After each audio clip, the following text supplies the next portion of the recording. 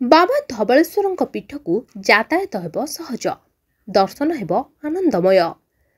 ବାବା ଧବଳେଶ୍ୱରଙ୍କ ପୀଠକୁ ଯାତାୟାତ ହେବ ସହଜ ଏବଂ ଦର୍ଶନ ହେବ ଆନନ୍ଦମୟ।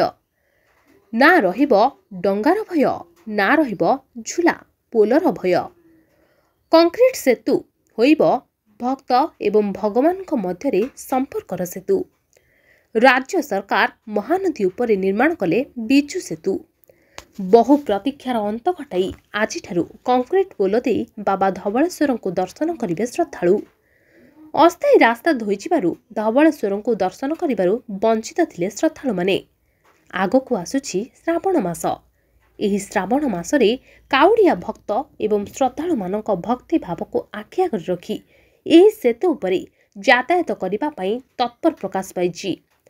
ଆଶ୍ଚର୍ଯ୍ୟର କଥା, ସ୍ଥାୟୀ କଂକ୍ରିଟ ପୋଲରେ ଭକ୍ତମାନେ ଯାତାୟାତ କରିବା ଏବଂ ପୋଲ ପୂଜା କରାଯାଇଛି, କିନ୍ତୁ ସ୍ଥାନୀୟ ଆଠଗଡ଼ ପ୍ରଶାସନ ପାଖରେ ଖବର ନାହିଁ କି ପୋଲ ପୂଜା ସମୟରେ ଆଠଗଡ଼ ପ୍ରଶାସନର କୌଣସି ଅଧିକାରୀ ଉପସ୍ଥିତ ନାହାନ୍ତି।